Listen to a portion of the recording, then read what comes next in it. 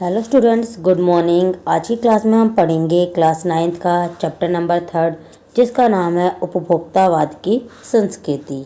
ये जो पाठ है वह एक निबंध है जिसके लेखक श्यामाचरण दुबे हैं। तो पहले हम जानते हैं श्यामाचरण दुबे जी के बारे में। श्यामाचरण दुबे का जन्म सन 1922 में मध्य प्रदेश के बुंदेलखंड क्षेत्र में हुआ।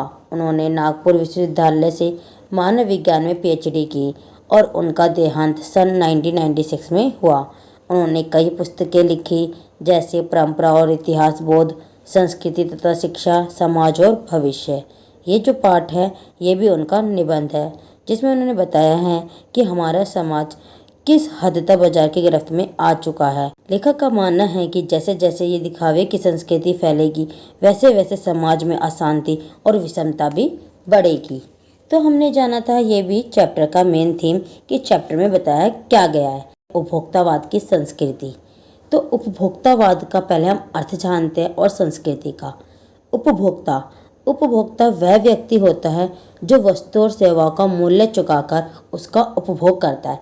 जैसे आप दुकान पर गए, आपने वहाँ से कोई सामान खरीदा और उसे लाकर उसको यूज़ किया, तो हम क्या हुए, उपभोक्ता। वाद यानी कि वो जो प्रवृत्ति है वो इस हद तक बढ़ चुकी है कि लोग उस बस उपभोग करने को ही सुख मानने लगे हैं।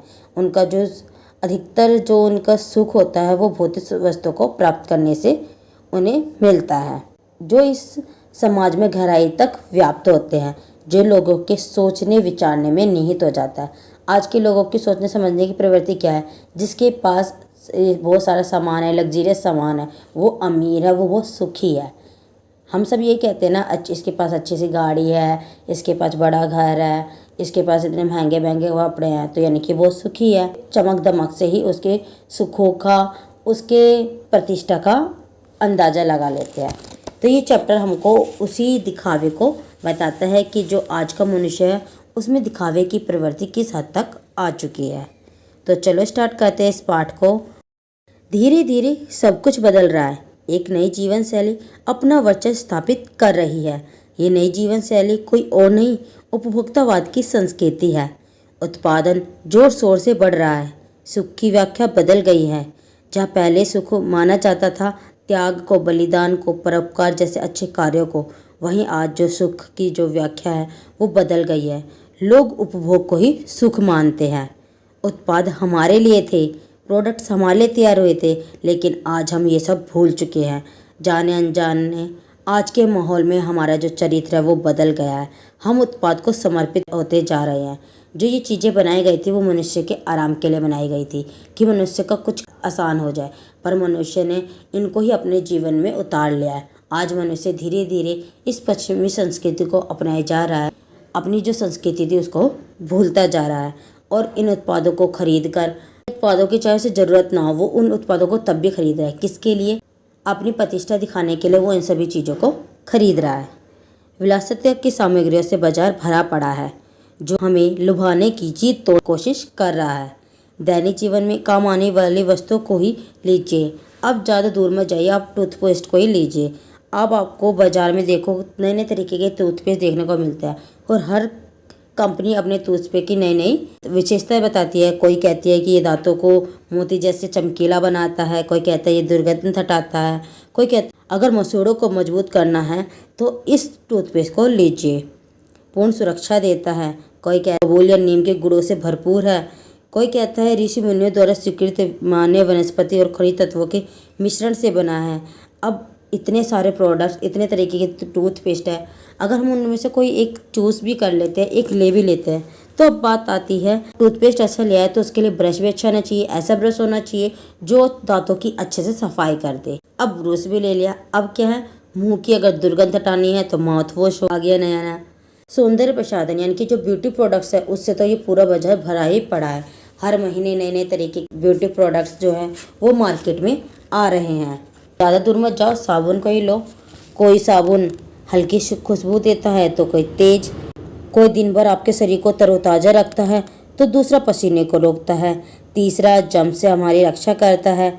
और अगर हम किसी सिने स्टार्स को, किसी हीरो या हीरोइन को देखते हैं और वो जिस साबुन का या जिस भी चीज़ का ऐड करते हैं तो हम उन चीज़ों को अच्छा समझते हैं और उन प्रोडक्ट्स को लेना स्टार्ट कर देते हैं, परंतु हमें सच्चाई को समझना चाहिए और तभी उन चीज़ों को लेना चाहिए। पुरुष भी इन चीज़ों से पीछे नहीं रहा है, वो भी इस दिखावे की प्रवृत्ति में बढ़ता जा रहा है और अब उसने भी अपने आप को सुंदर बनाने के लिए नई नई चीज़ें खरीदनी स्टार्ट कर दी है। उनका काम अब साबुन और तेल से नहीं चलता, आफ्टर सेव कोलोन बाद में आए हैं। अब ये देखो, वस्त्र और परिधान की दुनिया में भी नए बदलाव आए हैं।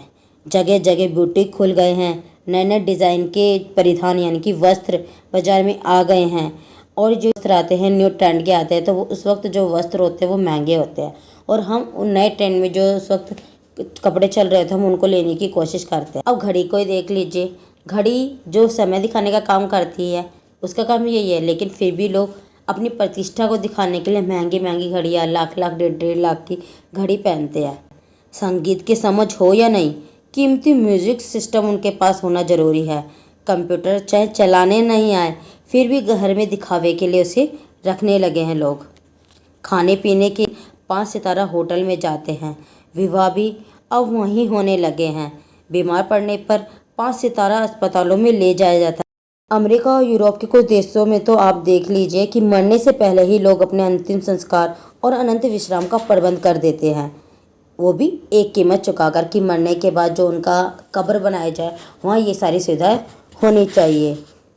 उनकी कब्र के पास आसपास घास रहे, मनचाहे फूल हो, फव्वारे हो और मन ध्वनि में संगीत बजता रहे।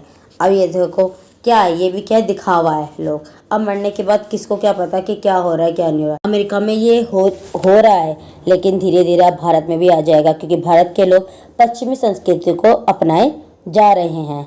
अमीर वर्ग होता है वो इन सारी चीज़ों को धीरे धीरे अपनाया जा रहा है और जो सामान्य वर्ग है वो उनकी होड़ में लगा हुआ है और उसके पास वो चीज़ें नहीं होती जिसके कारण वो हमेशा बेचैन रहता है, उसके जीवन में अशांति रहती है।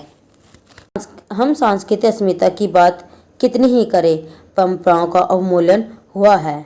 अब क्या है, हमारी जो सांस्कृतिक अस्मिता होती पहचान, हमारे भारत देश की जो संस्कृति की पहचान थी वो धीरे धीरे धूमिल होती जा रही है, उसके मूल्य में गिरावट आई है।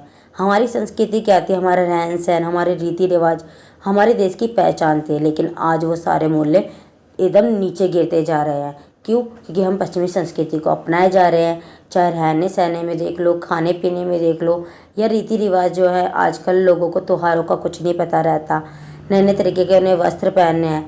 अब वो अपनी इंडियन जो ट्रेडिशनल हमारे ड्रेसेस थे उनको छोड़ते जा रहे हैं। क्या है कि हम पश्चिमी संस्कृति को अपनाए जा रहे हैं जो कि झूठी है, और जो हमारी अपनी चीज़ थी हम उसको ही भूलते जा रहे हैं।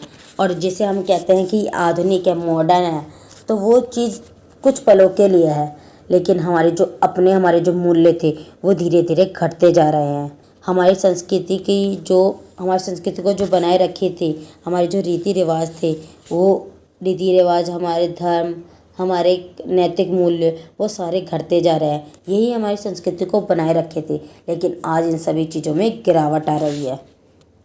और इन सब का जो सबसे मेन कारण है वो है विज्ञापन, क्योंकि जितनी तेज़ी से विज्ञापन का प्रसार हो रहा है, जितनी तेज़ी से विज्ञापन फैल रहे हैं, तो लोग विज्ञापनों को देखकर एकदम मुग्ध हो जाते हैं और वैसी ही चीज़ों को खरीदने लगते हैं। अगर इसी तरह इस संस्कृति का फैलाव होता रहा तो इससे हमारे देश का पतन निश्चित है, और ये बहुत ही गंभीर चिंता की बात है। स्वस्थ पहले लोग क्यों रहते थे? क्योंकि वो अपने देश की चीज़ें खाते थे जिसमें मिलावट नहीं होती थी। और आजकल के लोग क्या खाते हैं? आलू की चिप्स, बर्गर, ये सारी चीज़ें खाते हैं। बहुविज्ञापित शीतल पेय को, यानी कि जैसे कोल्ड ड्रिंक, लिम्का, इन सारी चीज़ों को पीते हैं, जिससे उनके स्वास्थ्य में गिरावट भी आती है। और ये सारे क्या है, एक तरीके से कूड़ा खाद्य है, जिससे न केवल हमारा शरीर ही अस्वस्थ होता है, बल्कि हमारी जो सोचने विचारने की क्षमता है वो भी घटती है। अब ये पश्चिमी संस्कृति को अपनाने से देखो कितने नुकसान हो रहे हैं। हमारे जो समाज है उसमें दूरी बढ़ती जा रही है, अमीर और गरीब के बीच वो जो है अंतर बढ़ता जा रहा है, क्योंकि अमीर वर्ग क्या है, उसके पास पैसा होता है, वो उन चीज़ों को खरीदता है और उनसे अपनी प्रतिष्ठा को दिखाता है। जैसे सामान्य वर्ग उन जैसी चीज़ों को खरीदने के लिए ललायित होता है और उनकी तरह कोशिश करता है, लेकिन जब उसे वो चीज़ें प्राप्त नहीं होती तो उसमें अशांति की भावना आ जाती है और इस तरीके से जो अमीर है वो ऊंचा उठता जा रहा है और जो गरीब है वो नीचे ही घटता जा रहा है और धीरे धीरे समाजी सरोकारों में कमी आ रही है। क्या है, पश्चिमी संस्कृति को अपनाने से अब मनुष्य क्या है, आत्म केंद्रित होकर रह गया है। वो समाज से घुलता मिलता नहीं है, केवल अपने तक ही सीमित रह गया है। ये सारी चीज़ें क्या है, आक्रोश और अशांति को जन्म दे रही है। जैसे जैसे दिखावे की ये संस्कृति भी फैल रही है, वैसे वैसे समाज में अशांति भी बढ़ रही है। विकास की विराट उद्देश्य पीछे हट रहे हैं। हम झूठी तुष्टि के तत्कालिक लक्ष्यों का पीछा कर रहे हैं। मर्यादाएं टूट रही हैं। नैतिक जो मानदंड थे वो ढीले पड़ रहे हैं।